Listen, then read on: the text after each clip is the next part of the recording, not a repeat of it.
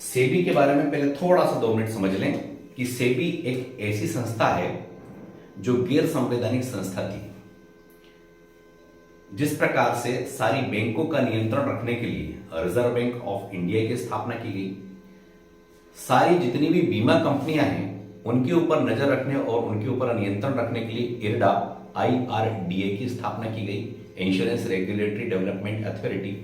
सारी टेलीफोन कंपनियों पर नजर रखने के लिए, नियंत्रण रखने के लिए ट्राई की स्थापना की गई।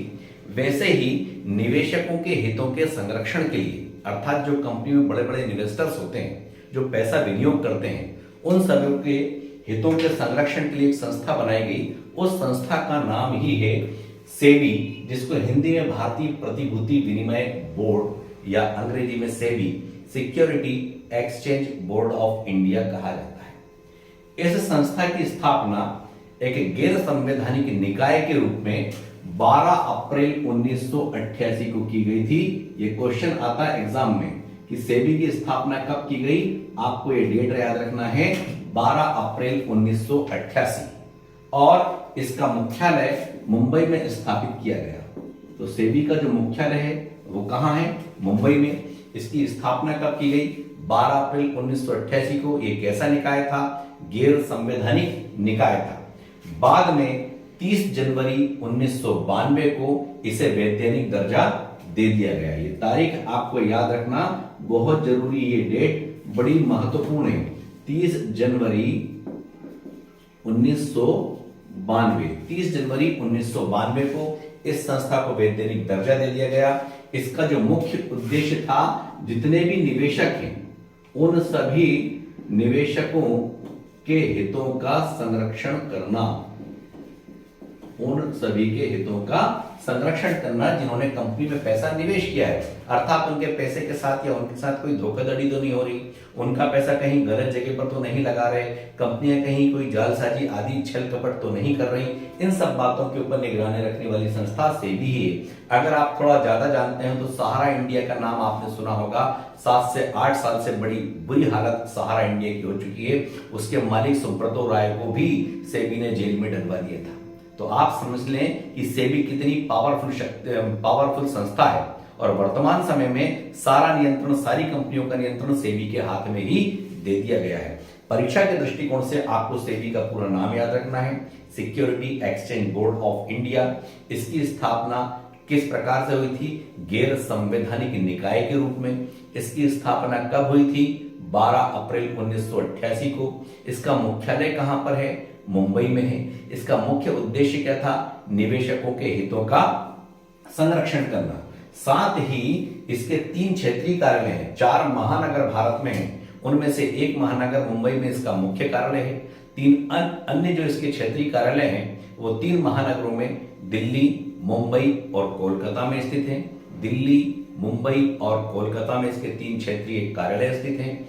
इसकी जब शुरुआत हुई थी तो इसके पास प्रारंभिक पूंजी 7.5 करोड़ रुपए थी। सेबी की प्रारंभिक पूंजी 7.5 करोड़ रुपए थी, और इसकी प्रवर्तक कंपनी अर्थात वो कंपनियां जिन्होंने इसको ये पूंजी उपलब्ध कराई वो 3 कंपनियां थी।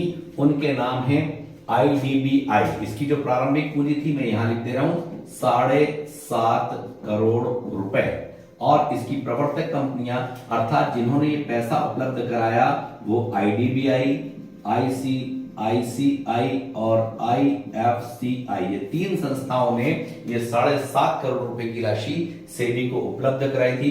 उसी से इसके खर्चे चलते थे। आज भी इसके जो ऊपरी खर्चे होते हैं वो इसके ब्याज से ही भुगतान किए जाते हैं। इसका जो मुख्यालय है वो आपको याद रखना है, मुंबई शहर में इसका मुख्यालय है, ठीक है। और इसके जो क्षेत्रीय कार्यालय हैं वो 3 महानगरों में अर्थात दिल्ली, कोलकाता एवं चेन्नई में स्थित है। और सबसे महत्वपूर्ण चीज कि इस समिति में आज से 4-5 साल पहले तक लगभग 645 कर्मचारी काम करते थे। वर्तमान में आपको देखना होगा कि कितने कर्मचारी काम करते हैं। किंतु जो इसकी प्रबंधन समिति है, जो इस पूरे सेबी की देखरेख करती है और चलाती है, उस प्रबंधन समिति को समझना अनिवार्य है। याद रखिए, इसकी प्रबंधन समिति में कुल 6 सदस्य होते हैं।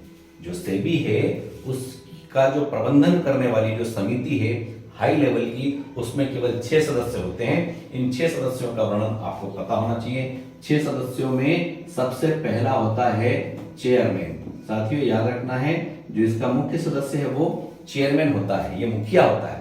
और इस चेयरमैन की नियुक्ति कोई और नहीं बल्कि केंद्र सरकार ही करती है। इसकी नियुक्ति कौन करता है? केंद्र सरकार। केंद्र सरकार इसके चेयरमैन की नियुक्ति करने वाली संस्था है। केंद्र सरकार ही चेयरमैन की नियुक्ति करती है। एक व्यक्ति हो गया। इसके बाद 2 सदस्य इसके होते हैं केंद्रीय मंत्रालय के अधिकारी। केंद्रीय मंत्रालय के अधिकारी जो वित्त यानी धन एवं कानून के बहुत बड़े जानकार होते हैं। तो 6 सदस्यों का वर्णन कर रहा हूं। एक सदस्य कौन होता है? चेयरमैन, जो कि केंद्र सरकार के द्वारा नॉमिनेट किया जाता है और केंद्र सरकार के द्वारा ही इसकी नियुक्ति की जाती है। 2 अन्य सदस्य होते हैं जो केंद्रीय मंत्रालय के सुपर अधिकारी होते हैं, जो कानून और वित्त के बहुत बड़े जानकार होते हैं। इसके बाद एक अन्य जो सदस्य होता है ये आरबीआई से होता है, रिजर्व बैंक ऑफ इंडिया का कोई अधिकारी। इसको भी केंद्र सरकार बनवाती है। कुल मिला के 4 सदस्य हो गए। एक चेयरमैन, 2 केंद्रीय मंत्रालय के अधिकारी सदस्य हो गए, एक सदस्य इसका आरबीआई का हो गया। ये 4 महत्वपूर्ण हैं। महत्वपूर्ण तो सभी 6 हैं, किंतु ये जो अंत के जो 2 सदस्य हैं, 4 के बाद जो 2 अन्य सदस्य हैं, ये पहला चेयरमैन हो गया, 2 सदस्य आपके केंद्रीय मंत्रालय के अधिकारी हो गए, एक सदस्य आरबीआई का अधिकारी हो गया, और अंत में जो 2 सदस्य होते हैं एक्चुअली में ये पॉलिटिकल व्यक्ति होते हैं, क्योंकि इनको भी जो केंद्रीय सरकार है अर्थात जो सरकार सत्ता में, वो सरकार ही इनका नामांकन करती है। इस प्रकार से कुल 6 सदस्य होते हैं और इन 6 सदस्यों के द्वारा ही पूरी की पूरी सेबी का प्रबंधन होता है। 1 और 2 3 और 1 4 और 2 ये 6। आपको परीक्षा के दृष्टिकोण से सिर्फ 1 मिनट में इसका पूरा रिवाइज कर देता हूं। सेबी एक गैर संवैधानिक निकाय था जिसकी स्थापना 12 अप्रैल 1988 को हुई थी। फिर 30 जनवरी 1992 को एक अध्यादेश के द्वारा इसको वैधानिक दर्जा दे दिया गया। इसका मुख्यालय मुंबई में तथा इसके क्षेत्रीय कार्यालय दिल्ली, कोलकाता और चेन्नई में खोले गए। इसकी प्रारंभिक पूंजी 7.5 करोड़ की थी, जिसको आईडीबीआई, आईसीआईसीआई और आईएफसीआई ने उपलब्ध करवाया था। इस संस्था का जो मुख्य उद्देश्य था वो निवेशकों के हितों का संरक्षण था। इसका प्रबंधन 6 सदस्यों के द्वारा किया जाता है।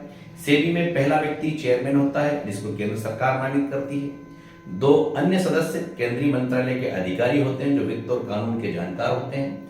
एक सदस्य रिजर्व बैंक ऑफ इंडिया का अधिकारी होता है और 2 अन्य सदस्य राजनीतिक या पॉलिटिकल होते हैं जिनको केंद्र सरकार अपनी ओर से नामांकित करती है। मैं समझता हूं इतने में आपको पूरे सेबी के बारे में जानकारी मिल गई होगी। सेबी पर भी 1 घंटे लेक्चर दिया जा सकता है, किंतु शॉर्टकट में जो वीडियो बने हैं उसमें आपकी बहुत कुछ तैयारी होती है। आने वाले समय में मैं और अच्छे वीडियो बनाने का प्रयास करूंगा। बहुत बहुत धन्यवाद।